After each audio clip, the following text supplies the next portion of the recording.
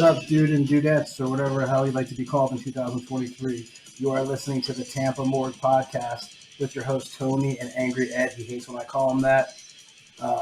Here we are. We're going to talk about basically metal, punk, rock, movies, and whatever the hell we really feel like talking about.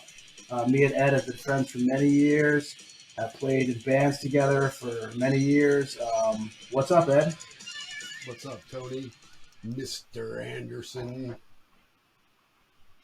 How you doing, man? So this is our first episode, so don't be surprised if we fucking butcher this thing, but this is how we're rolling. Train wreck coming, so it's all going to be good. Yeah. So me and Ed have known each other for many years. Ed, I think we first met probably back at, it's got to be like 99 or 2000. I remember we were hanging out at the Club Venom, when we booked Deicide there, we were hanging out and shit. We knew each other before that. We had booked your bands. But yeah, dude, give us a little background on you, man. As far as I know, back from 94, 96 with Eulogy. But that's where I start. So give us some background on you, man. Yeah, Eulogy was probably the first real band I played in. I had a band before that practiced out at People's Storage where Morbid Angel, Acheron, Nocturnus, Eulogy, all the, Genitorial. Was that off Anderson Road? No, it was off Skipper Road. It was okay, because I know Anderson Road, everybody played there. Yeah, it's where the new Brass Mug is. It's right there. You pass by it as you're driving to the new Brass Mug. So, yeah, that was anybody who was anybody practiced there. So, the band I played in, we practiced right across the way, so we were good friends with Eulogy, and when their bass player left or whatever, I jumped in, and that's where the career started. They started it off, and it was a good start because, that's a band that's hasn't been touched by a lot of bands. It was ahead of its time. That we'll just say that. And then, of course... And you did play on one of the demos, right? The 95 Lesson in Fear demo? I did. Me and the guitar player that played in that band that we were talking about, we took songs from that band, and that became some of the Eulogy stuff for that demo. But yeah, heck yeah. Did a couple of killer shows, played with Morbid Angel, Cannibal Corpse. Back then, playing at the old Ritz or Masquerade, it changed in between. But yeah, those were good times, That was when metal was metal. They used to have the Tampa Bay Metal Fest where anybody who was anybody played. That was a good time for me, man. Starting off the career good. And I think when we started hanging out might have been right during when you joined up with Diabolic, correct? Which was, or maybe actually after that, because I think you were on Supreme Evil, right? The 98 release. I was. I came in right when they were getting ready to release City of the Dead demo. So I kind of came in around that time, and then they were literally in the middle of writing Supreme Evil, so we went right into recording that record at the old Audio Lab recording studio, which another iconic place. That's where Eulogy, the Audio Lab used to be in People's Storage. So, that's how shit kind of comes full circle. But now, did you meet up with Antar first? Actually, I believe the first person I met up with was Brian Malone. And so how I met Diabolic, I was in Brutality, playing guitar, didn't play on any records, but it was right after In Mourning came out and Dana Walsh had exited. I started playing rhythm guitar alongside Pete Sykes. And so we kind of toured and played shows, or not really toured, but played a bunch of shows, the Milwaukee Metal Fest and stuff like that around that In Mourning record, and of course the other two records. So at that time we were doing a lot of shows at the Mug, or we did a couple of shows, one in Gainesville, and Diabolic seemed to be on every show we were playing. So that's how I met those guys. Originally I thought, you know, they were egotistical knuckle draggers, but you know, after you get to meet them and talk to them, you realize just guys who want to propel themselves in the music industry. That Brian just was always driven. So yeah, so I met Brian first, really, and he's the one who approached me to join Diabolic. But that was after I left. I had already left Brutality, and me, Jim Coker, and Pete Sykes had formed Contorted after that. So we had basically already had songs written for the new Brutality record, and then we just, when Scott and Jeff kind of did whatever, we formed Contorted. So I was already in Contorted. And you guys did two? You guys did a demo and a CD with them? Was it two, right? Because it was was the Afterlife demo, which I still have. Yep, Aftermath. Yeah, Aftermath demo, and then the Edge of Darkness, right? The Edge of Darkness, yep, we did that. And that came out, you know, pretty good for back in the day, you know. We were original, we weren't trying to copy anybody. So, but while I was in Contorted, I joined Diabolic. So I was doing both at the same time, as well as a third project. I was helping out a friend called, a band called Execration. My friend Steve Bailey, they practiced where Brutality practiced. So while I was in Brutality, I helped them out on bass because I was playing guitar in Brutality. So I did a couple shows for Execration, wound up being in that band for a while, and then trying to do Contorted, Execration, and Diabolic, it just became too much. So I unfortunately had to cut ties with the Execration guys. Nice. And what did you? So that's where Mike Pagioni came in. That's how Mike Pagioni became into the scene. Wow. Pagioni, who I'm now involved with in a band. Yeah. Yes. Yeah. So when you were in Diabolic in '98, so you left. What year did you leave that band? 'Cause I know you returned back in 2003. 2000. After the Cannibal Corpse tour, I was done. Nice. How was that tour, if you don't mind? You know, it was a train wreck, man. Shows were killer, you know, but everything in between was a train wreck.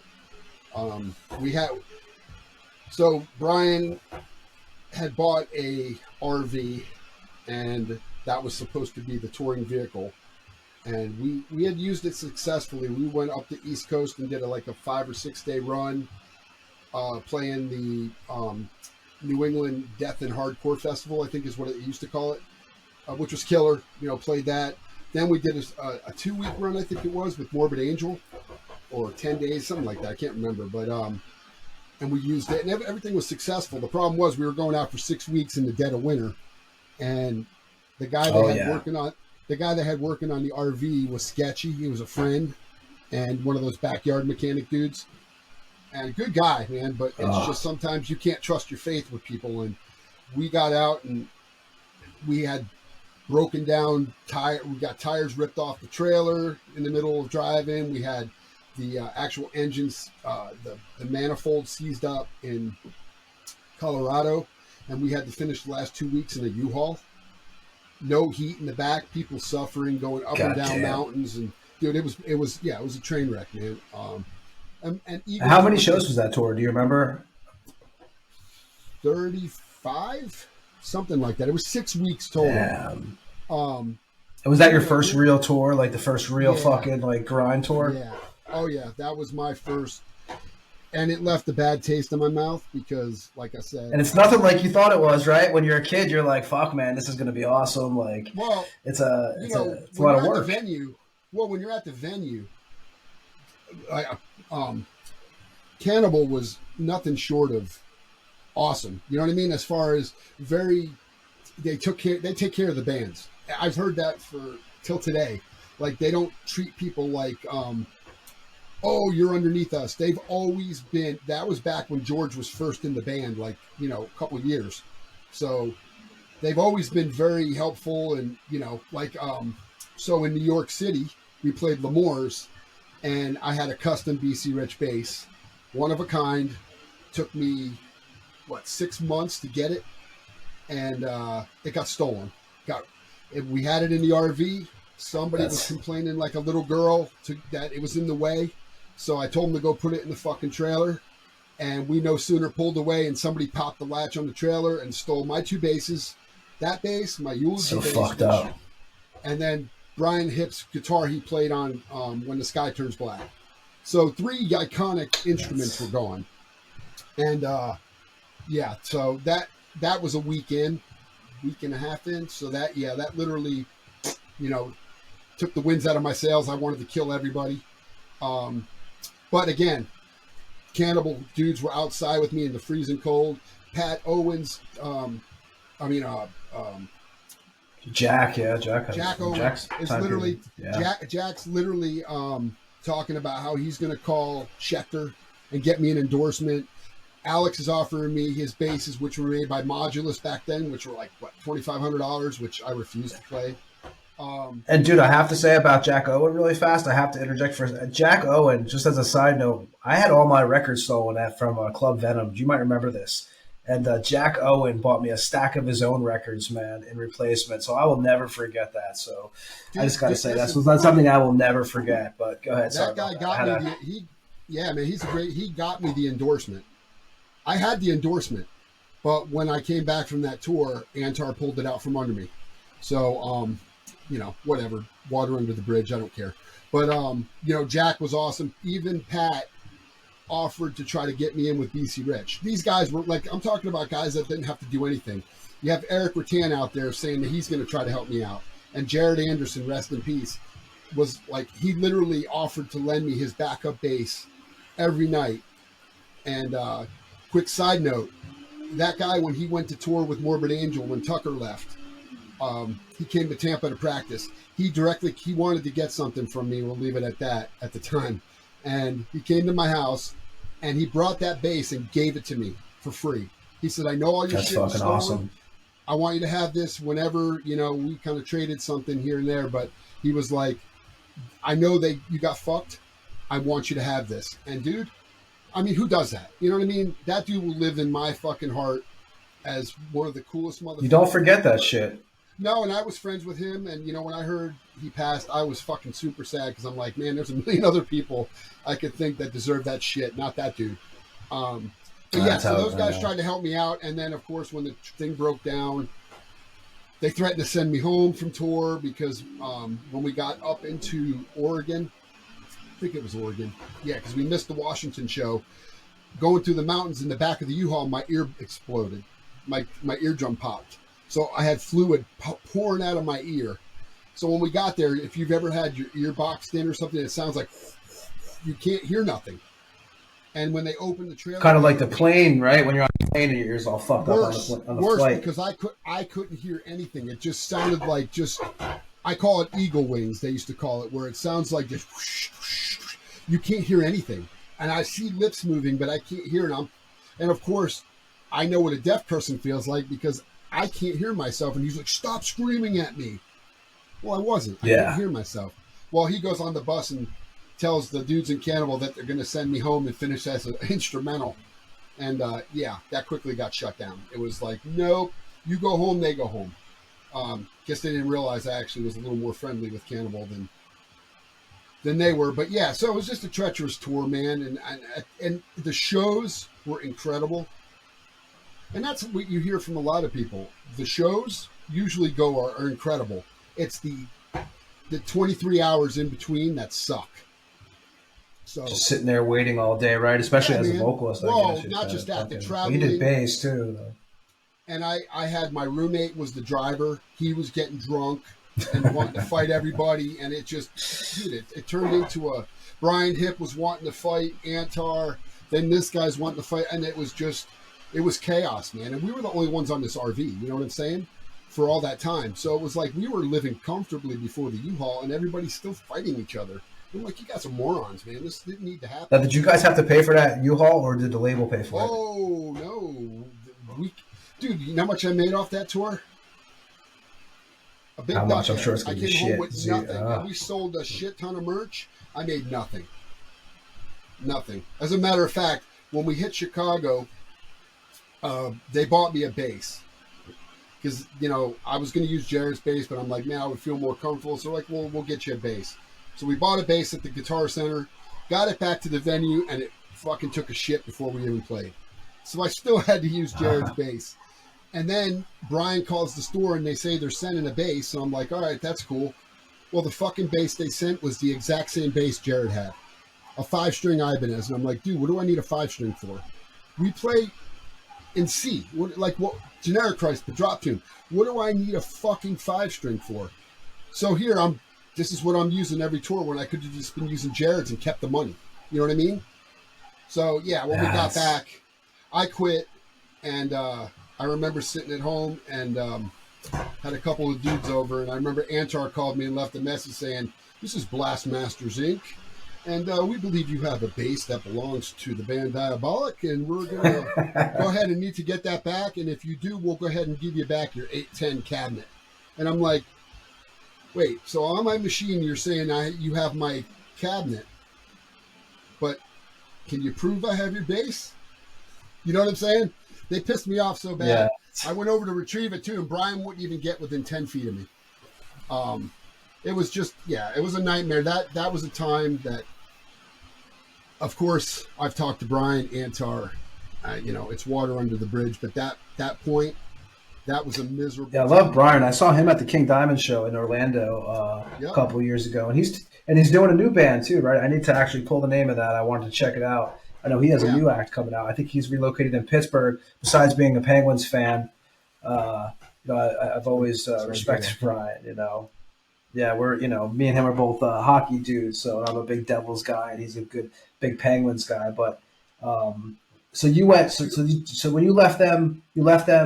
Did you go? How long? You returned to Diabolic, and what was it? Was it 2003 for the Affinity Through Purification record, right? Yep. Yeah. So I'm still doing Contorted. We're playing a bunch of shows. We're kind of building our empire. That's what we thought. Did the record that we did, and we're I'm just sitting around, and one day they had come back from touring Europe with Robert Cardenas he's in Possessed now, and he was singing and playing bass on the European tour they did. And I thought, I figured they were going to use him for the record, but I got a phone call that he couldn't do it or didn't want to do it or whatever.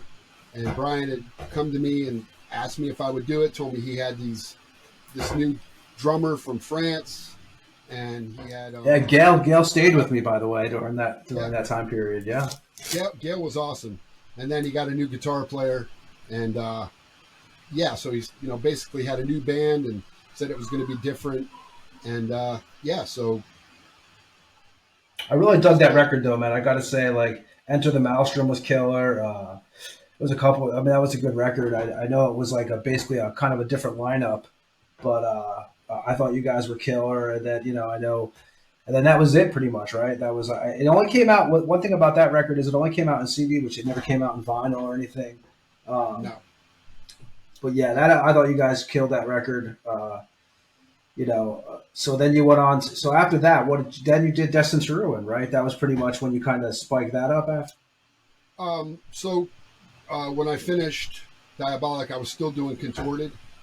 And then we went through some lineup changes. Like Jim Coker left. We had tried out a couple of drummers, and which some of them were less fulfilling than others, but then we wound up with Angelo, and I had Damien Heftel, who's in Nocturnus AD. He was the guitar player, Pete, Angelo, and myself, and then something happened. And Pete and Jim are now both with Nasty Savage, so they're both over in that camp. Towards the end, Damien had left. He went to do Nocturnus or After Death, whatever it was, at that time. I think it was after Death. He went to do that full time. He didn't want to do contorted anymore, or something happened with maybe him and Pete. I don't remember. There's always something going on with somebody. But yeah, so they got this new guitar player, and things just weren't. It wasn't right. It just wasn't working right, and we tried to address it, and Pete wasn't interested. So me and Angelo quit, contorted, and we decided to get Damien. Me and Angelo made Destined to Ruin. I started writing a bunch of songs, and then we needed some guitar players. I was originally going to play guitar and sing, but that quickly, decided not to do that. So then we got Damien and Mr. Dave. Which you did wind up doing eventually when you did the fucking Hideous. You were doing guitar and singing, if I remember correctly. Yeah. But that's a whole that's later on. But I remember that's later. You were pulling those duties. Yep, but we wound up doing DTR for a while, and then this other guy came up to me and talked to me about playing bass in his band, and oddly enough, I've been playing in that band. Biggest mistake you ever made. Yeah. Yeah, I don't know about that. Well, we've been doing Generic Christ for a long time, so 2007 or 8 was when I first started. And then that's crazy. I think what we were doing, what was your first show with us? I actually don't remember. I have to admit, like, I must be getting fucking old. That was the Pegasus show where I pulled DTR off the stage. Remember? Because that's right. Remember we played. Ed had an Axl Rose moment. No, remember we were supposed to play. I do remember. Because my wife did newspapers, and I had to be home to watch my kid. So we were supposed to play at a certain time. And I remember going to the lady at the Pegasus saying, we cannot play any later than this. Yes, no problem. And then she put the band that literally played the night before on in our slot and told us we were headlining. And I remember that. I remember a band was playing, and I stopped their shit after a song and said, nope, get that fucking gear off the stage. We're done. We're out of here. Because we played with End Unseen that night. End Unseen and R.I.P. Colin, man. I always love that dude. Diaz's band. And the thing is, like, it's funny because everybody knows this that's in a band. Everybody knows if you're a local band, like, as far as I'm concerned, like, most of us, like, with Generic Christ, we're like a minor league team, It's like, nobody wants to headline. There's two things you don't want to do as that band. You don't want to headline, and you don't want to fucking open. And people can act like it's the greatest. I never wanted to do one of those two things because some of these venues you're playing at, like some of these venues I love, you're playing at like 2 a.m. and shit, man. And it's just, it's a rough. It's not that you're too good to do it. It's just, man, it's just fucking rough. Dude, when the show started 8:30, a lot of times 9 o'clock, to wait till 1 o'clock in the morning to play at a local show, is it's crazy. Even if you're tough. Even if you're a headlining band touring the United States or whatever, playing at 1 o'clock in the morning, because you got to realize you got to fucking pack your shit, load your stuff, and get to the next city. It's not. That's why they don't have band. That's why if you look at Obituary or a lot of these touring bands, they're on by 11 o'clock, 11:30, because they have to pack up. You have to, settle with the club, get your merch packed up, do all that shit, and get loaded up and get out of there. And dude, after you play an hour and 20 minutes, you're fucking tired. So having to, do all that other curricular shit. And dude, if you're touring and you're catching flights like in Europe or South America, dude, it's ridiculous. So yeah, that's why playing that late. And honestly, and for local bands, think about it. Like, you got people coming out to see you. It's like, hey man, you got to sit through like 12 bands, but don't worry, we're going to go on at 2 o'clock in the morning. It's like, I don't know, man. I'm in reality now. Like, I realize that most people don't want to fucking hear those words when you're like having them come to your show. I mean, we played some killer shows. I mean, we were always very fortunate. So I must say, like, but as a local band, headlining sucks.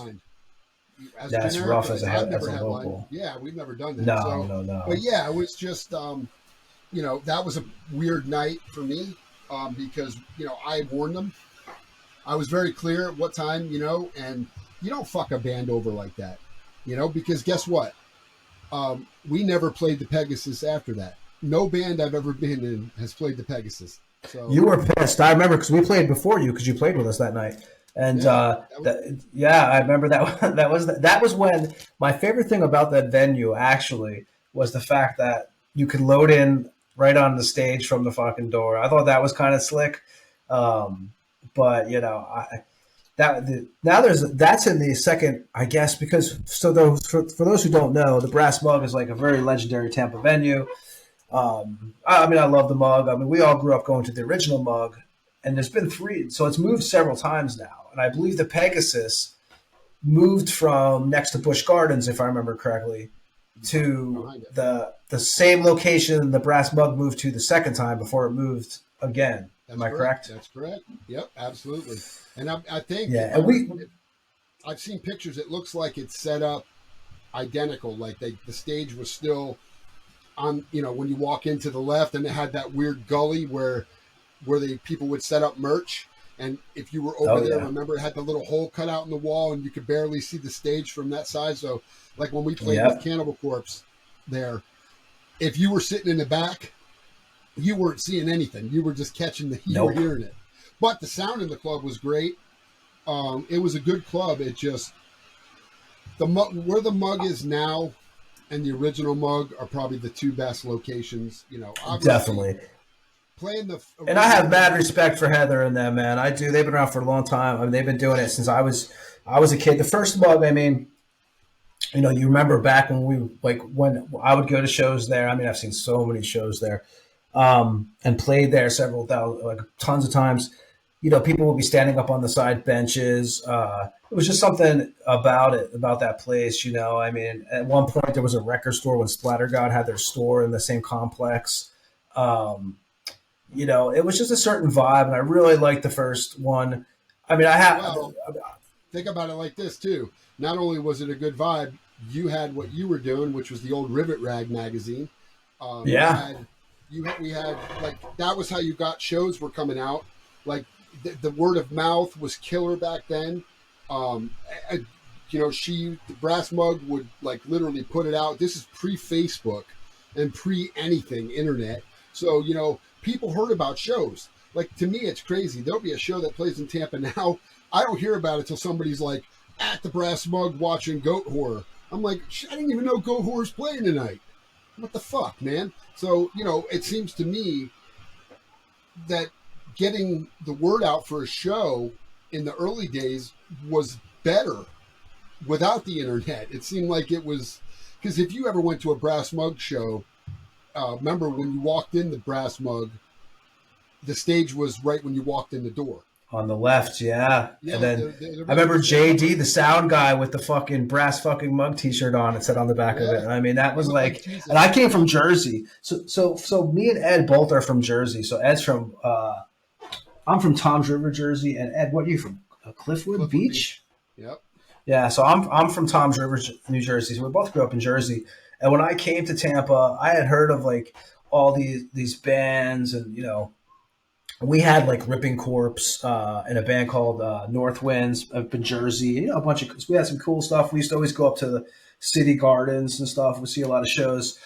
But when I moved to Tampa, I remember when I would go to the Brass Mug, I just thought it was so fucking cool because a lot of the bands I was reading about in these magazines up in Jersey were playing at this. It was kind of a small club, right? I mean, let's be honest, like the first Brass Mug. But I remember you would go in there and you would see the sound guy, JD, and he always had the Brass fucking Mug T-shirt on and the sign that hung up before they moved the stage to the back, because eventually, as we know, they moved the stage to the back of the venue. But yeah, man, there's a lot of killer memories there for a lot of people, I think, in that town, right? If you remember, it was really hard to even, like, when it would pack out, because they used to have those benches on the side, and they had all those people would stand on them and watch the shows. Yeah, man. And when they cleared all that stuff out, it just made even more room.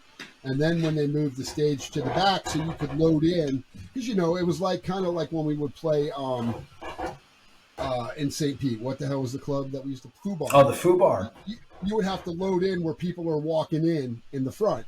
And it was like, oh, my God. Where at least at when they moved it to the back, you were able to load in right through the back. You load in through the back, yeah. Yeah, so they made it a lot better, and it was a lot more convenient. And then when, for big bands, when they got done, they could walk off the stage in the back and not, because a lot of guys don't want to intermingle with people. And because when you get off stage, the last thing you want to do is like start immediately talking to people because you're fucking sweaty.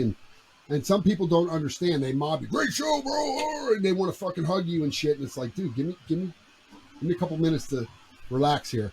But people, then they go, oh, look at this egotistical fucker. Dude, go play for an hour. I always like the dudes who are like, hey, man, I got a joint. Do you want to go smoke it? Then I was always like, fuck yeah. Wasn't there a church upstairs of the Brass Mug? Wasn't there some kind of like religious facility, like something to do with that in the Brass Mug area? The first one, I believe. At one point there was, yeah, and then it moved. Yeah, I mean, again, to be able to say we played the iconic original Brass Mug, a lot of people that are coming up today won't, they'll never know the shows that we saw there. The Nasty Savages when they were early, seeing Corpse Grinder play with Monstrosity. A lot of people don't remember those days. I mean, that dude, I remember the old Vader shows with Doc on drums there, or like man. Christian. I mean, just Necrophagia. I saw some great shows there. Yeah, and bands that you would be like, who would play a venue like this? I mean, hell, I remember when Jason Avery was singing for Monstrosity, Dimmu Borgir played the Mug. And I was thinking, oh my God, that's a big fucking tour. They were playing, but they crushed, and I was like, holy shit, man. That was a long time ago. Yeah, I've seen many bands there. I mean, I would go up there. I remember when I first moved there from Jersey, I didn't know anybody. And I pretty much would just go to shows with the Mugs. There was a couple magazines out. And I actually, for me, I used to write for a magazine, which some people know, called the Rivet Rag back in the day. So this guy, Jack Rudinsky, who I haven't talked to in years, man, but I owe a lot to that dude, even though, I haven't talked to him in a long time. But so there was this publication that I would see in the record stores, like, I want to say it was like Sound Exchange or something, some of these local stores in Pinellas and stuff. And I would see these interviews, and like most of the interviews were like, I don't know, there was some, obviously you had some of the Tampa bands, like you might have had a Cannibal in there, or I don't know, a Nasty Savage, these kind of, some of the local guys, which are totally killer bands. And, but you had like Slaughter, you had like different kind of stuff, like 80s bands and stuff, which I have no problem with. But I started emailing the guy, because this was like the time period when you started getting AOL discs in the mail, and shit like that. Everyone had email all of a sudden. Like I was new to this. I remember, and I would email this guy, Jack Rudinsky, and I would be like, hey, man, can I contribute to your magazine, right? And I didn't know shit, man. I just knew that, like, I loved music. I was obsessed with it ever since I was a kid. And I would just email this guy and bother him. And eventually I started interviewing bands on my own and just sending him the interviews. And, we had Exorder, of course. We had we had everybody in those. Non-Slaughter, Mutilation, didn't you Vital Remains. Just Phil, yeah, several times actually, man. Yeah, when he was with Superjoint, and Down. Just did tons of bands like we were interviewing, and I just would. It was really a cool time, man. And it was like 4 or 5 years, I want to say. But it was a time I'll never forget. It didn't end the best, I guess, but that's how I wasn't actually at that time period, man. I was pretty much like, we were flying out to NAMM. We were going to I'll never forget, we saw Megadeth play. Hey, sweetie, my daughter just walked in the room. We saw Megadeth play for like 75 people at some ESP concert or something. Okay, go see mom. 1 second. Sorry, everyone. My daughter has walked into the room. But yeah, that was definitely a very cool time period in my life, and I would always be in the Mugs. We would drop off. Jack put out this magazine for free, man. Like he totally was one of those guys. I gotta say, man, like he put his heart and soul into that thing. We actually did a TV show for a very short period of time on public access. I don't know if you remember this, Ed, but it was called Hell's Gate. Yeah. Yeah. The intro was like Non-Slaughter, and we did a few episodes. but it was totally killer, man. And it was a good time period. And then right when that ended, I started started playing in bands again and stuff. But I was always at the Mug, and I was just, I love the Tampa scene. Before I even moved to Tampa, I had read about all these bands. I mean, it was like one of those things. So I mean, yeah, the Mug was definitely a place that will always hold a spot in my heart, I guess you would say. I've always respected it. Public access TV was definitely a huge different world back then, right? Well, because I remember we got Contorted did a couple cool things, man. We got asked one time to go on one of these shows we would see where you go to this place. And you were on the cover of Rivet Rag, so go ahead. We were. But we went to this studio, like this place, and we set up our gear and played a whole set that, like, as if we were playing to a crowd. And it was put on public access. And it was the most, I cannot explain to you. If you want to talk about, like, doing something that literally is really, I don't know how to explain it, but when you play a song and you end it, and there's you know what I think of when I think of that? Remember when DSI did the public access channel? Oh yeah, that's it. We did the same thing. That was the same thing. So I have this in my head when Glenn had all the fucking spikes on and shit, and the Hoffman brothers. Finish the song, right? So you're like, and it's like crickets. And you're supposed to announce the next song as if you're playing in front of people. It's like opening a show as a local band or closing a show as a local band. There. Fucking crickets. It was cool though, because when we watched it back, I was like, wow, because we're headbanging and shit, and getting that led us to be in a movie. We were in a movie. Dude, I can't even remember the name of the fucking movie now because it never came out and I never got to see it. Was it an adult movie? No, it was a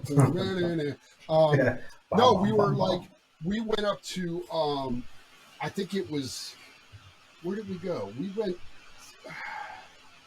I don't remember. It was somewhere near Ocala we went to for the day, and we wound up setting up our gear on stage, and they ushered in all these actors into this theater, and we played a song. We played a Contorted song. We played it like 10 times. And after we would play, somebody goes, "That's the devil right there." And that's what they were recording. And we were supposed to act as if we were really like, I'm holding up a piece of paper saying that, God kills or something. We were supposed to be, they were a God-living town, like a small town. And the death metal band comes into the small town. And this was the same channel that broadcasted that. This was the same channel that had the DSI public broadcast. No. This was they saw our public access and called us because they saw that what we did, and they're like, "Hey, since you're a local band, can you come be in the movie?" Because they weren't paying us. They didn't pay us. They just, we got food and whatever. But still cool though, yeah. Dude, it was crazy because when we fucking finished the song, they were throwing shit at us, like people would in a small town because. They're thinking they're getting a country band. They were lied to. They were told they were getting a country band, and we come out and fuck your mother, and then all of a sudden they're like, and in the movie, because I saw clips where they pointed the person and they're like sitting in the seat like this, and then we start. Johnny, close your ears. Yeah, we played that song, "Carnage of Withered Remains," and it's a brutal song where I screamed forever in the beginning, and when they would pan to the crowd, people looked like they were like in a church. When the devil pops out and shit, and they're all, yeah, dude, it was. But when we finished and the guy yelled "cut," man, these motherfuckers were cheering. They were like, "That's some of the coolest shit we'd ever seen," because they'd never seen that stuff. But getting to do a movie when we were nobody, that kind of shit was cool. You know what I mean? And that's fucking especially back then, right? Like before the internet, it was definitely cool. Yeah, there was so much. It was definitely killer, and I've looked for the movie forever, but. No, it just never happened. We got T-shirts. Like, we had to wear special T-shirts. Our band was called Symbolics. We weren't Contorted. We were Symbolics. Oh, they had to change your name. I'm like, what the hell is Symbolics? Better than Wham, though, or something, I guess. But the X, I think, was kind of a cross turned sideways to be evil. It was stupid, oh, yeah. But it was cool. So, getting to do shit like that, like in the era of Rivet Rag and playing the Mug, And, we played the Ritz. I remember one time, Contorted got a new drummer, has never played before. He was like a brand new dude. I mean, bless his heart, man. It just wasn't what it was. Oh, you're talking. I was at this show, right? This was the last minute show. Yeah. Yeah, with Cannibal Corpse, right? So I bought a ticket to Cannibal Corpse, and we're standing online. And Paul, God, I can't remember his last name, but he was the manager of Cannibal. He comes up to me and goes, "Dude, are you? Is your band here? Are you guys here?" And I'm like, I think 3 of us were there, because Dave was there, and Carlos was there, and I'm there. I'm like, well, 3 of us are here. He goes, "Dude, can you Napalm Death and I don't remember who it was." I want to say Hypocrisy, but I don't think that's correct. No, it wasn't. It was Napalm Death and a smaller band. They were on tour. They were sharing a tour bus, and the bus broke down. And he's like, "Dude, we got no opening band." So he asked if we can. Where's my wife? Sorry, the wife's bringing me coffee here. I'm so lucky. She says. So he says, "Can you play the show?" And I'm like, "Dude, I don't know." Dude, I flew home, got our guitars, we used a drum kit. I'm trying to call Damien. It's his birthday. He's out celebrating his birthday and won't answer his phone. So we played I want to say it was the Masquerade with Cannibal Corpse. It was the Masquerade. Yes, because I was there. Me and Jack were there that night. Yeah, as a 3-piece. I mean, you want to talk about absolute mayhem. Yeah, because I remember your drummer at that time period was freaked out. I think we saw him outside. He was like, "Fuck, man!" I think that was his first real big show, right? That was his first show ever on drums, ever in a band, ever. Yeah. So, and those who don't know, the Ritz, the Masquerade, it's a decent sized venue. There was a time I actually saw Slayer there. It's a nice sized venue to see bands. It's not too big. It was kind of perfect. Now it's back to the Masquerade, right? Is it went, or is it back to the Ritz now? No, it's in Ybor City. Yeah. Which everything is fucking closing down now, right? I mean, see, well, the Orpheum moved. And then the Crowbar. I haven't been to the new Orpheum yet. And for those who don't know, I'm in Europe right now. So I'm actually in Eastern Europe, and Ed's in Tampa. I have a home in St. Petersburg, Florida, but Ed is actually in Tampa now. But so the Orpheum closed. And when I was there, it was really a shame because those who don't know, St. Petersburg has a killer Central Avenue. Had a really killer scene going on for a year or two. Ed knows because we played there. I know we played with our band Generic Christ there several times. Flesh Reaper. It was like you would play this place.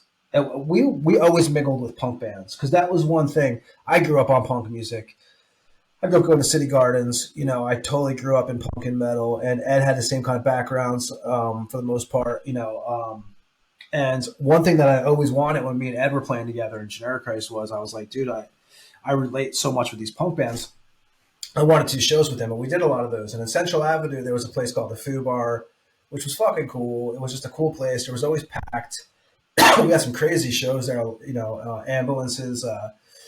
One of our buddies who just passed away, actually, Ryan Bush, R.I.P. buddy. He got taken out in an ambulance one night.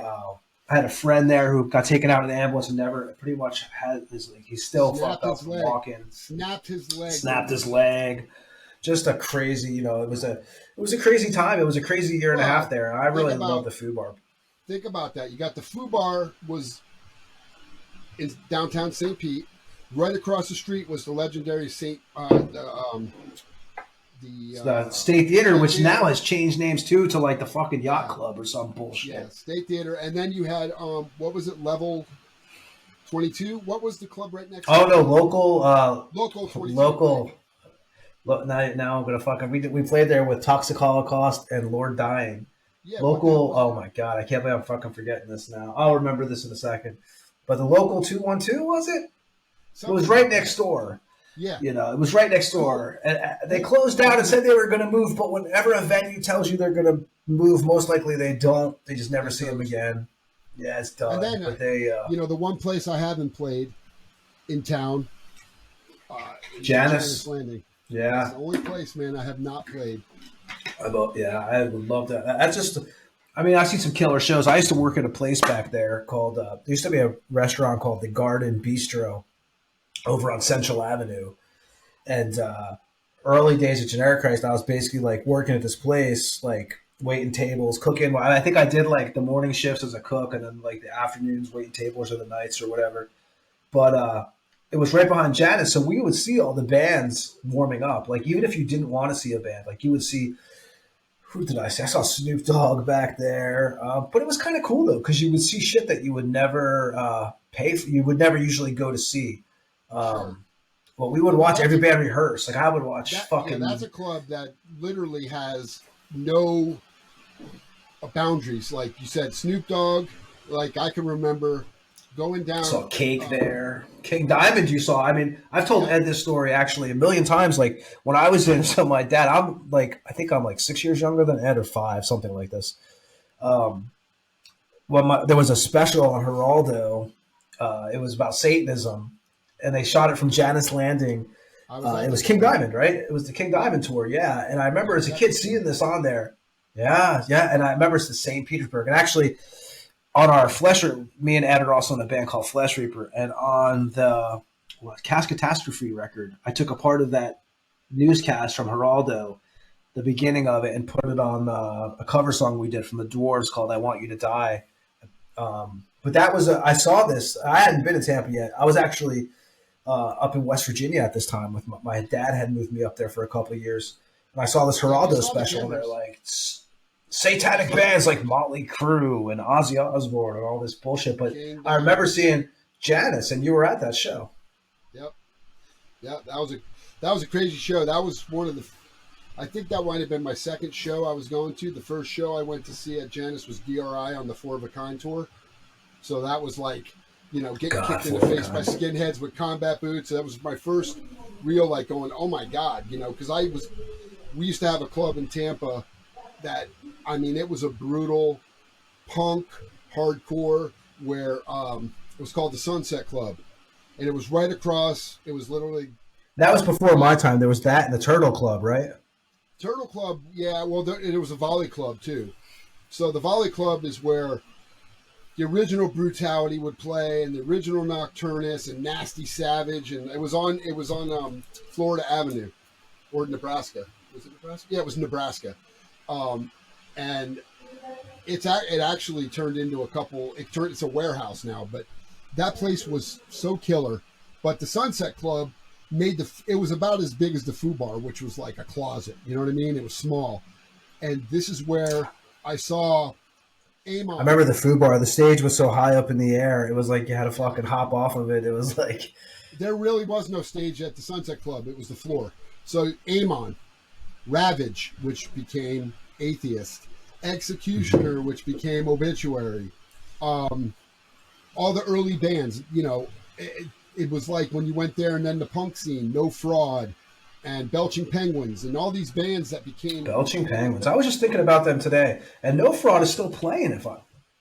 I think so. Yeah. So all these bands, though, you would go to one show and you'd see one caliber of people, skinheads and fucking nut. You know what I mean? It was like a nut, crazy.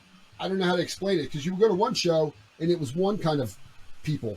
You go to a death metal show, which was pre-death metal, like I said, Amon, Nocturnus, these guys are playing, and you're seeing a completely different crowd of people. DRI was like that. It was like skinheads with combat boots and a bunch of punk rockers and people wearing, it was just a different time. But then when I went to King Diamond.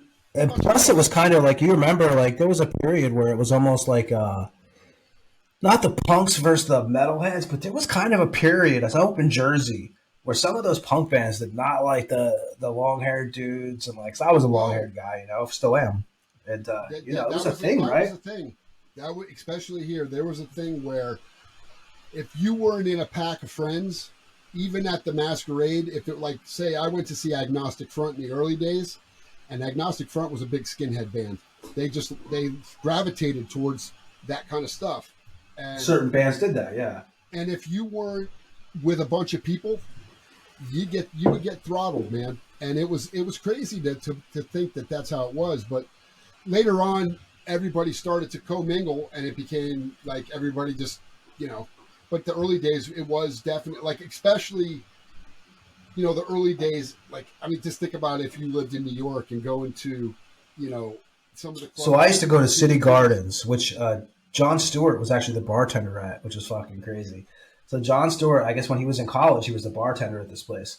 So I used to go to City Gardens, and you would see bands like, you would see bands like the Ramones, Overkill for like $10, like $15.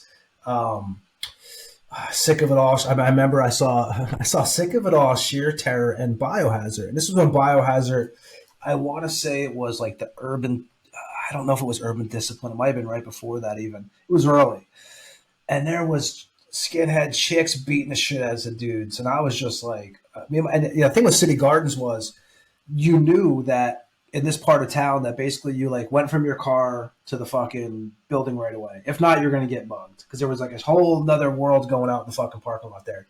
Kind of like Little Haiti, right? When we played there, you got to like kind of watch your shit. But City Gardens was like a little bit worse. But I don't know if you've ever been to City Gardens, Ed, but that was like the place where, as high school, we would go there. All the punk bands, Descendants would play there, because, you know, in high school, I loved the fucking Descendants. Everyone would play there, and they played for like, if you would have told me back then what we'd be paying for concerts now, I would be like, what the fuck, man? This was like $5 shows for like, you know, you would go see your DRIs for $5 and yeah, I think it was $12 to see DRI back then, you know, and you got a show though, you know what I mean? Like I remember going to see Dark Angel, and it was Holy Terror, I believe it was Holy Terror, Dark Angel, and Overkill at Janice Landing, and it's like, just seeing Dark Angel and Overkill were killer. You know what I mean? Overkill still fucking slaying too. Me and you always talk about it, like, you know, because me and you talk all the time. Bobby like, Blitz, listen. So under fucking rated, Jesus. When we were on the 70,000 tons. That was awesome. I'm watching Bobby Blitz scream and go back and take a hit out his vape pen, blow out this giant cloud. That dude always had his vape pen. Yeah, dude, that dude always had his fucking. He just never stopped. He would go behind the speakers and fucking puff away, and then run out there and belt it out. And we saw, you know, I remember when we did that cruise, we went and watched fucking Overkill every performance they did. Obituary ever. Death Angel, bro. Every performance. Death Angel fucking slayed. Carcass. You know, it was just, Carcass. It was just a great cruise. And I saw Raven, which was killer, you know. I drug Ed to that. But there was really some fucking, you know, and Obituary, I got to say, man, we all grew up, like, I know myself, like, Obituary was one of those posters on my wall in Jersey as a kid. We used to actually take, so you guys probably remember, they used to have the long boxes, right? So you would buy, like, the Deicide album or Slowly We Rot. It was all in a long box, Sepultura. And I would take the long boxes, because only pictures I could find was like in magazines, like these small little pictures, like these Deicide photos from like the first record. It was always like the ads, right? You couldn't find like cut really big pages of these things. And I used to take the long boxes and make posters out of them. You know, I actually still have one sealed. I only have one sealed still. I have a Ripping Corpse, Dreaming with the Dead, still sealed and unopened, long box.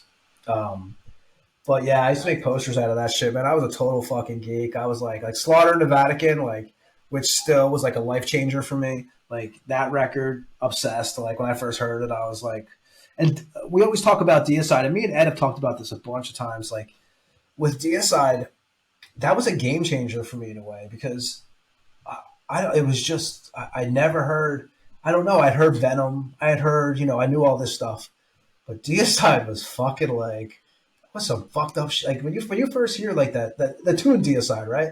That's some pretty strong shit when you're a kid. Like when I think I was 14, so you were probably a little older than me at that time.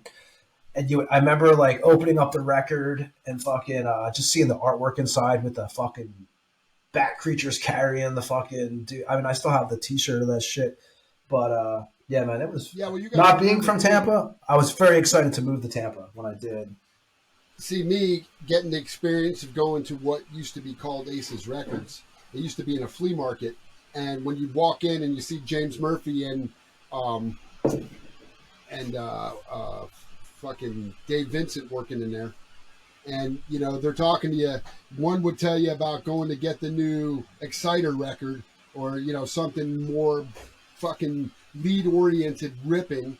And, of course, you know, James was trying to push the Cause of Death and Spiritual Healing because he played on them, which I already had back then when I met him. But Dave Vincent, I can remember this was Ultra Madness era. Walking in and he's like, if you really like some fucking heavy shit, you know, he pulled out the Morbid Angel and then he said, and these fucking guys, and Deicide. And, you know, I remember taking that record home. And I remember we were always jamming. I never thought about singing, ever. I'm like, man, you know, I used to be able to hit King Diamond and fucking Tom Araya, Rain and Blood fucking screams, shit like that. You know, that's how my voice used to sound. Then all of a sudden, I hear fucking Deicide and I'm like, what the fuck is this? And then all of a sudden you start singing the words because back then you didn't take them serious. You know what I mean? You're just hearing these fucking crazy words and you're singing them. I remember seeing the definition of the band. I don't know. It was an article. It was like an ad and it was like Deicide, the killing of God. And I was like, yeah, I was 14. I was like, holy shit. I was like, this is just fucking, you know, I mean, cause you know, with Venom, I loved Venom growing up. I still love Venom, but it was, it was a little different. This was just fucking like, this was like snuff films of like fucking death metal. It was like, I mean, it was just fucking to the point. I mean, the title track itself, I mean, to me, that album is flawless. And I remember, I don't know if you remember this, Ed, but when I used to do bookings at the Club Venom, as you know, and when I booked Deicide, that was one of the biggest, like, for me, that was the band that really, really, at 14, fucking hooked me. And because I think, I don't know if it was the same year, but I believe Slaughter and the Vatican came out the same year as that. Because I believe they were in the same promos and shit.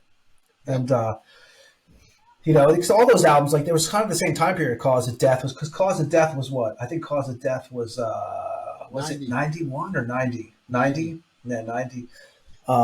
Same as I always thought was fascinating. I don't know who told me this, but I remember hearing this, and I was always fascinated that Cause of Death's artwork was almost beneath the remains? I think it was, right? It was almost like the flip flop. Sepultura was going to use it. Was like basically, I think Sepultura was going to use the artwork for Cause of Death, and it was vice versa, if I remember correctly.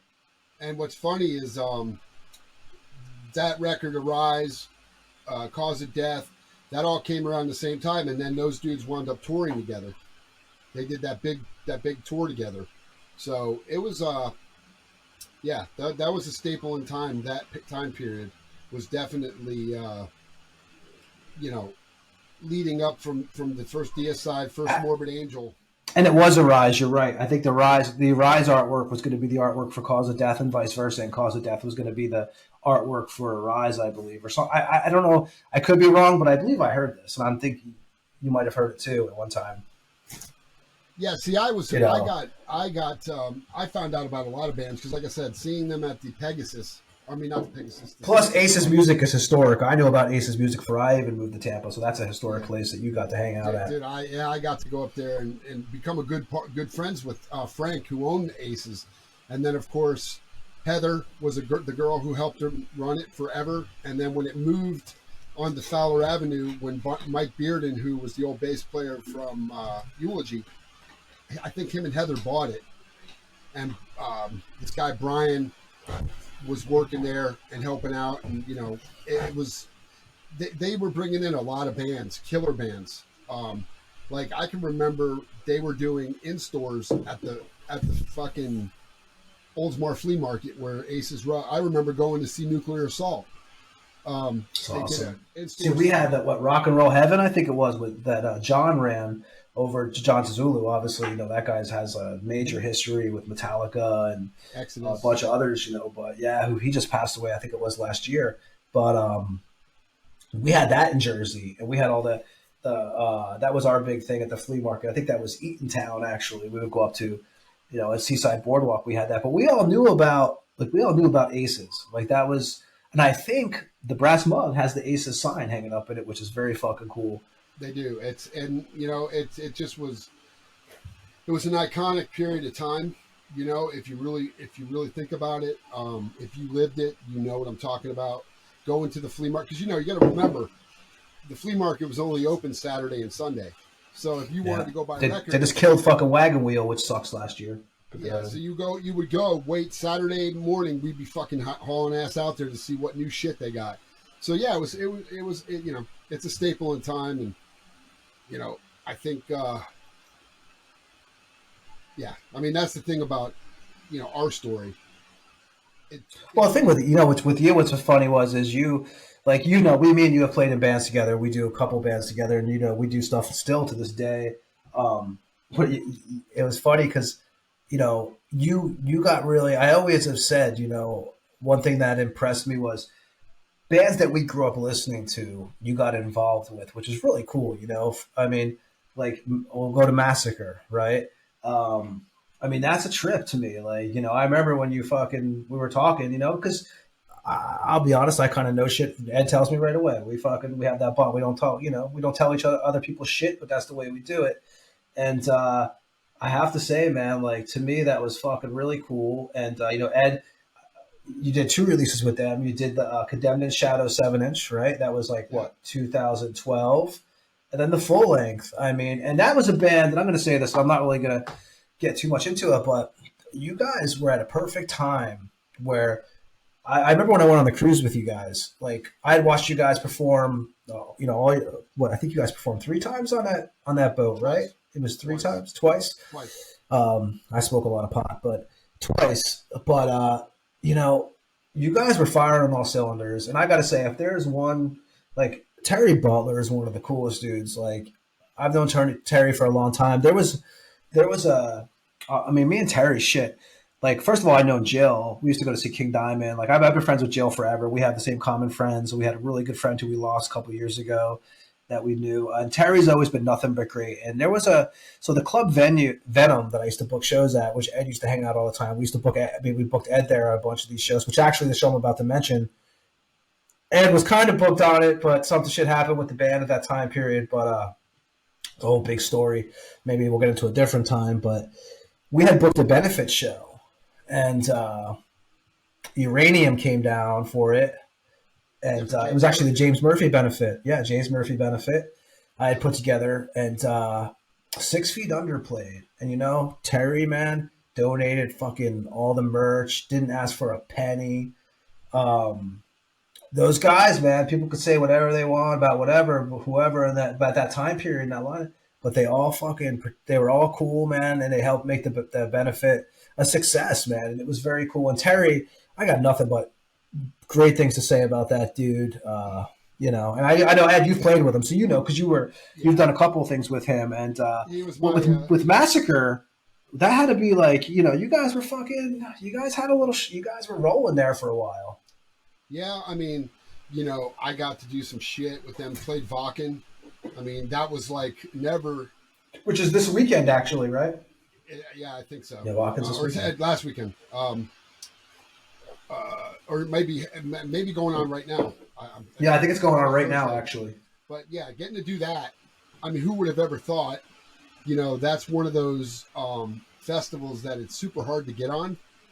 And we were an early band when we got on it. Like I don't even know if the record was out. I think we were in we had just released the demo.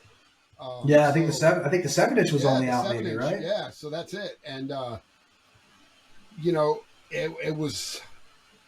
I don't have no words to explain it. And then we've gotten to do a couple of killer tours. You know, Europe a couple times. Played South America a few times. Just a bunch of cool shows, and you know, then we did the DTA tour with. I mean, you know, you think about this. You got Rivers, which you guys destroyed it that night at the fucking the old Orpheum. I mean, I know that was a driven night, but you guys fucking destroyed it. We played that night too, and it was an awesome show. One of my favorite shows that year. It was fucking great. You know, but you guys destroyed it that night. There was a little extra jumping you guys stepped on evening, I felt like. Yeah, well, the tour was great, man, because, you know, you got Rivers of Nile, you've got Massacre, Obituary, and then Death to All. I mean, that's a fucking lineup. That was a great lineup. Every band, every night was just crushing. Played fucking, I think most of the shows were sold out. Played some of the biggest places on the tour. You know, we shared a bus with Obituary, so... Where'd you guys play in New York? Did you guys play the Best Buy Center? Where'd you guys play in New York? Theater. The Best Buy Theater. Best Buy Theater. Yep.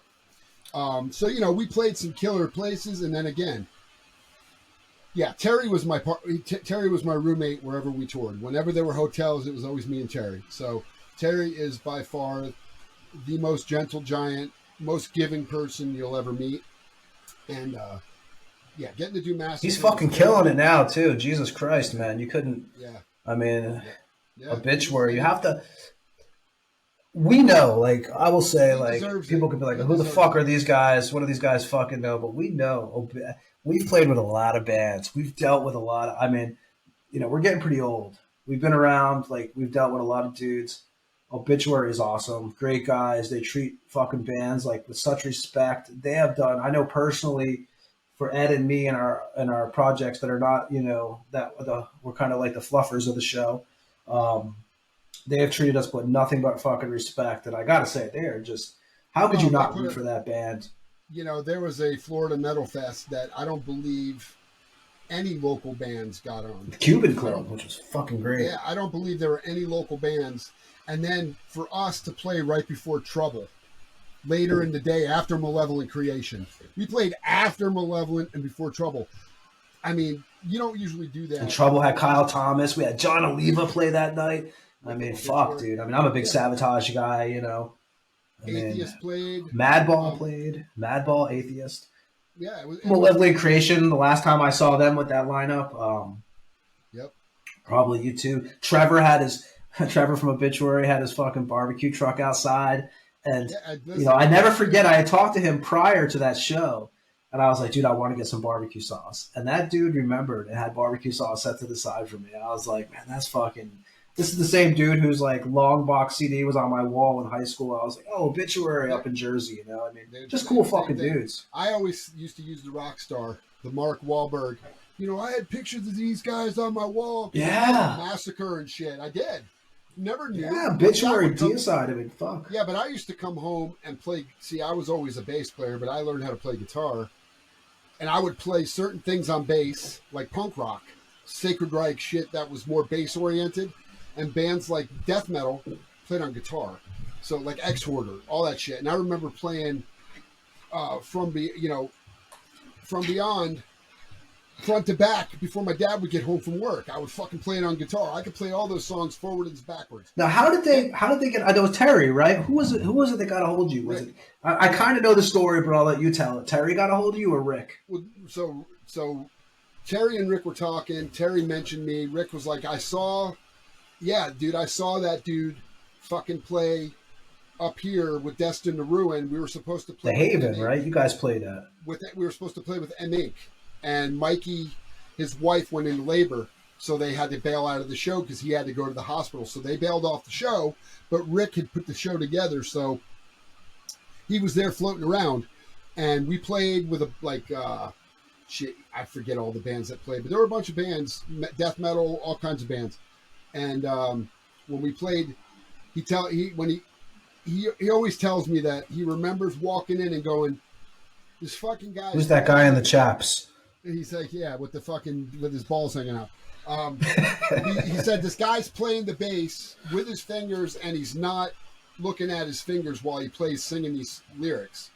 Well, it helps that I wrote the fucking songs, so that always helps. But you know, Destined to Ruin was its own beast, man, and it sucks that it never went anywhere, but that was its own, you know, that thing was, you know, should have been better than it was. But so yeah, Rick called me and he's like, you know, I talked to Terry and, you know, we want to see if you're interested. And I remember going, holy shit, I learned all the From Beyond stuff, went up there and we did one practice and it was like, yeah, we're good.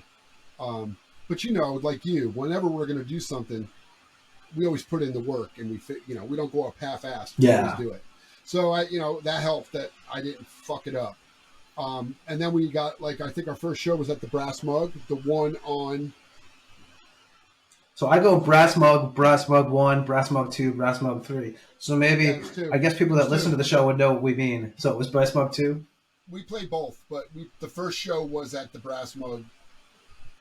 I think it was Brass Mug 2. It might have been 3. I don't know. It's because the stages are in the same place, so I can't remember. Yeah, the only thing difference is like the bar window, right? It was 2 because I remember walking off to the side. Yeah, because Contorted played that night, and I remember going up and doing a song with them, which was a mistake. So yeah, well, that was the Kobe time, so that was things were weird. But yeah, getting to do that band was, play with Terry and, even Mikey, he was a killer drummer. Rick crushed. Rick and Terry are iconic. Yeah, you can't take that away from, Rick. I mean, the guy's riffs, I mean, the new record, like I said, like that record was killer. The thing is, I think now is we always talk about it, me and you, off of when we're just bullshitting, because when me and Ed talk, we pretty much fucking talk about music like 90% of the time. This is what we do, just like this. Yeah, just like this. The attention span of people is like fucking, I'm going to say 2 weeks, and that's given too much time, really. Like, new albums come out, man. It seems like they come in and go out. That was a killer record, that was a great comeback record. I really thought that, that you guys, obviously, shit happens the way it does, but you guys, I really thought could have, especially at that time period, because that's when Carcass was rolling. Like, I think that was exactly the time Carcass was rolling, right? Because we went on the cruise and Carcass was coming back. Because me and you saw Carcass probably like fucking 2 weeks later. That was my second cruise. That was my second cruise that you went. Yeah, because you went with Coroner the first time and Venom and all that shit, right? The first time. The original Venom. Well, Venom with Kronos and that Venom, not Ink. We did Venom, and that was we played with Atheist. There was a bunch of killer bands that played on the first one. Seeing Coroner and getting to hang out with those dudes were, I'm that has to be awesome, dude. It was like I'm taking a picture with the guy that fucking I'm like watching this guy play bass, and I'm going, why am I playing bass? This guy fucking kills it, and then here it is. We're taking. Now, how was it with Venom? Were those guys coming out, or were they kind of like, you figure Cronus, I don't know if you could just walk around freely without getting bothered. I mean, when I went on a cruise, everyone was very fucking cool. Like, I can't think of anybody that I didn't see just hanging out. I mean, we hung out with Mark from fucking Death Angel. We fucking karaoke. We did. Yeah, we hung out with Mark. Well, think about the cruise. I remember when we were walking down the middle of the Galleyway and fucking Dino from Fear Factory. Yeah. And then we ran over there. Yeah. He's like, can I get a picture? And I'm like, fuck. I remember, listen, dude. That was probably the last time I seen that band too, like as what that lineup was, because I think I had seen them. I was with Megadeth at like Janus Landing like a couple years prior, maybe. I don't remember if it was probably like, I think I took my nephew, but I think that was the last time I saw that band with the singer combo with Dino. Yeah, with Burton. Yeah. Yeah. I believe so. Definitely, it was definitely cool to, have guys like that who respected, what we were doing. Because you remember when we were in the bar and fucking Bill Steer and fucking Jeff Walker come up. Dude, I'm not going to fucking lie, dude. I'll fanboy out. Because, we're talking to him like, hey. Oh, yeah, dude. When I saw Bill Steer, I was like, God damn. That's awesome. I was straight up like, hey, is it cool to get a picture? Like, fuck yeah, dude. And listen, sometimes we're fans too. You know what I mean? People seem to think because you play in a band or you tour, you can't be a fucking fan of somebody. It's like, and most people are cool. I will never forget when I met Dave Mustaine, though, at fucking Damn. And like, I was a big Megadeth fan, when I was a kid. Like, Killing Is My Business, Peace Sells. So far, so good. I mean, I know Rust in Peace was definitely killer, but I was like the early day fan. I always preferred Megadeth over Metallica. I always say this all the time. I'm like, and I have no disrespect to old Metallica, but I was always more of a Mustaine on Cocaine Day kind of guy back then. When he wrote his band. And yeah, it was fucking great, but yeah, those are some great records, like the Killing record and shit. But I met Mustaine, and I never forget, like, I went up to him. I don't know, I was much younger, so it sounds like a dildo move now, but I was like, yeah, dude, I grew up listening to your music. And he's like, with this fucking snarl, he's like, yeah, most kids did. And, in a way I was satisfied. I was like, that's what I expected. Cool, man. Because fucking, that's what Mustaine was. He always had the snarl. He always was kind of like, He seemed like he was 1 second away from slapping somebody back then. You know, He probably was, dude. Yeah, you know, and I always liked the fact that with him, I actually had met him another time. You know, I was working for a magazine, and I was around these guys a lot, and I had seen Metallica that same. I don't know if it was the same week or the week before. It was like Metallica, Lamb of God, and what's the other fucking band?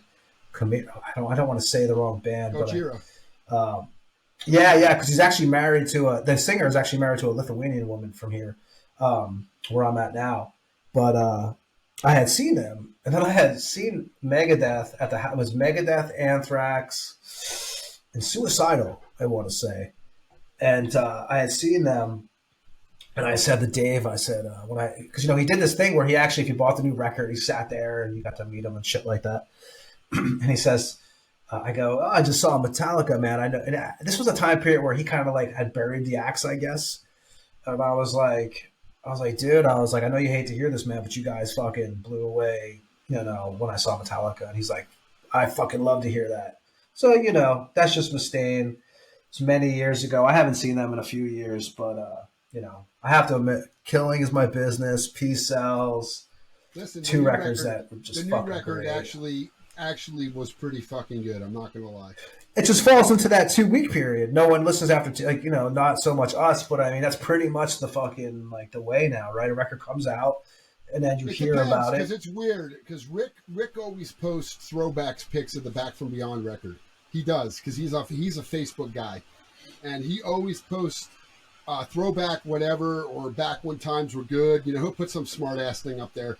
And, people are always like, just played this record today. This fucking record stands the test of time. And I'm thinking, well, first of all, it's not even been 10 years. So what test of time are you talking about? But the fact that it's been almost 10 years and like he gets, you know, he's got a lot of people that always comment and shit. Like list the fucking people. And they're like, dude, that fucking record still kills, blah, blah, blah. And I'm like, now, where did you guys do that record at? We did it at CGM Studios, which was where we practiced. It was Tim. Oh, that's right. Over in Orlando, right? Yeah, man, where we practiced. So we practiced in one room. The engineering booth was in the other room. And then there was another room in the back where there was a bathroom. It was like in one of those industrial complex. And Tim was that guy was, I mean, most engineers are going to rape you and take every penny they can. And I'm not going to lie, man. That dude was more than gracious. And he tried to get the best out of me he could. You know, he would be like, nope, not going to happen. Do that shit again. You know, like Prater does. Do it again. Not good. Yeah. Do it again. And Mark that's what Prater is someone who we work with often, who we do love. Who worked at Morrisound, too. I've always appreciated Mark. I hope to be working with him real soon. Did you hear that? But those were the days, man. And that record fucking came out. I mean, it came out killer. Remember, we made the video with the little cartoon. Oh yes, I fucking. For Back From Beyond, it looks like From Dusk Till Dawn, fucking, comic fucking cartoon. You know, looking at it, his Obituary did theirs, and theirs was done like, you know, all pro, where they looked like Scooby-Doo characters. Ours was like the Dusk Till Dawn fucking vampire thing. But I got to tell you, man, pulling up in the Scooby-Doo van. And then pulling away, you know, with the Massacre logo on. Dude, it was killer. I mean, you know, when you get to do cool shit and you look back on it and you're like, yeah, that was cool. That's when you know it was good. You know what I mean? The band had fucking potential for sure. Well, I will say, dude, I know we've been friends for a long time, but I will say you've done some, you know, I remember when Hirschman let me hear fucking the Maelstrom off of fucking Infinity, dude. I mean, that song's fucking killer. The Massacre shit. I mean, you know, like I said, you've always been killer. That's why I kind of wanted to, like, I figured the first episode introduce you a little bit, you know. But yeah, I mean, like I said, me and Ed have been friends for a long time. We've played together. We still play together, still do things together musically, you know, and we're going to be doing this podcast together. So, you know, and we got some shit coming out soon. We'll have some. Yeah, it's like a fucking, we're building it. Like we're going to take it and go with it. You know, if you don't like it, don't listen to it. If you do, the beauty is you can do a podcast where it's fucking 3. So what is it? 11 o'clock there, 11:21 in fucking. So I'm at 10:21 in the morning. So I'm 7 hours ahead of you because I'm in Eastern Europe. Yeah, so you're 10:21 at night, right? Yeah, 10:21 at night. So you're what time there? So you must be like 3:22, right? 3. Yep. So think about it though. We can do this from across the world. I can send you a file for you to sing over from across the world. Which we do, yeah. Life is easy compared to how it used to be. Yeah, and like we'll have a lot of people. Like there's a lot of people that I know in that Tampa scene, and we're going to be on. It's obviously we're going to talk about beyond the Tampa scene and just different shit in general. Is really not like we're not.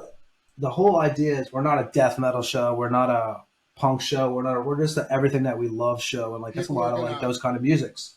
People are going to hate it when we put on our guy liner and come on here and start talking about the 80s, Yeah, I mean, hey, we're just like, it's just like, it's what we dig, and there's a lot of like, and we have a lot of, we're getting old, so we've been around the Tampa area a long time. We've done a lot of shit there, and we hope to get a lot of people. We will get a lot of people from the Tampa scene there that we grew up with who are big parts of that. There's a couple of people in mind already, We're getting old. I mean, fucking dude, Paul Rubin died right before we got. I mean, this, Pee Wee Herman, right? I mean, not only Pee Wee, but there was a lot of, this dude was an actor, a comedian, a writer, a producer. He went in to try out for the Saturday Night Live back in the day, got denied. He joined this thing called the Groundlings in the 70s, came up with his character as Pee Wee. He was in Cheech and Chong, Blow, Meatballs 2, Fairy Tale Theater, but if you're not, the Blues Brothers. Pee Wee's Playhouse, you don't know shit because people used to think that was for kids. That was there was some like adult kind of shit hidden in there. It was killer. It was good for kids, but I think what I didn't understand about Pee Wee's Playhouse when I was little was like when I first saw it, I was like, this is so fucking stupid, but that was the point of it, right? That it was supposed to be extremely like ridiculous. Then when you get older, you realize the guy's a comedian and a performance artist. Pee Wee's Big Adventure. Sense. That was nothing but stupid. The whole fucking. But it had Twisted Sister in it, Burn in Hell, which I mean, I have to admit, I appreciated as a young little fucking like dude who was carrying cassettes around everywhere he had. I mean, it was a time. It was all this shit was a staple in time. I have my son's 20, and he's asked me in the past. He said, if you could be you now, but his age, but have all the knowledge and whatever I have now, would I do it? And I was like, fuck no. And he didn't understand. We saw some cool shit. Well, the original Megadeth. I saw Metallica with Cliff Burton. I saw fucking Ozzy when Ozzy was fucking Ozzy. I mean, I've seen Motley Crue, all these shows that, Guns N' Roses. When the bands were still. Guns N' Roses when they were nobody. Alice in Chains getting booed off the fucking stage on the Clash. Yeah, Clash of the Titans. I saw that tour in Madison Square Garden, and it was Alice in Chains, Public Enemy, Slayer, Megadeth. Because Alice in Chains. Because we didn't have Suicidal on ours. I think some of them had Suicidal and Testament. We didn't have that. We had Public Enemy opened up. Well, Public Enemy only played one song. They only played "Bring the Noise" with Anthrax. We only had 4. But Alice in Chains. We had Alice in Chains, Anthrax, Megadeth, and Slayer, and the 3 of them alternated every night. So I think Megadeth headlined the night we played. Slayer closed the Garden, I believe it was. 'Cause people were lighting their fucking chairs on fire.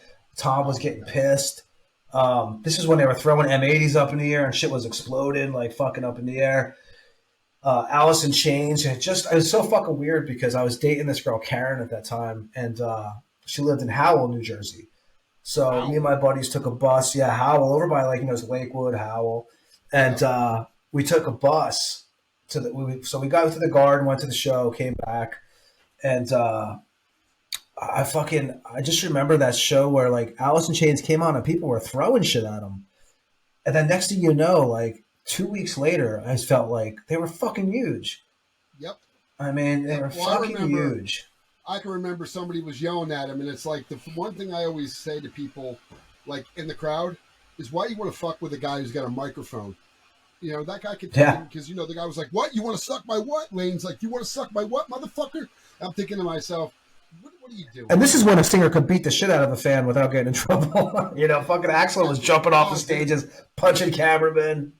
Oh, dude, I remember somebody jumped on the stage at Janus and tried to take Mike Muir's bandana off his head, and he fucking body slammed him off the stage.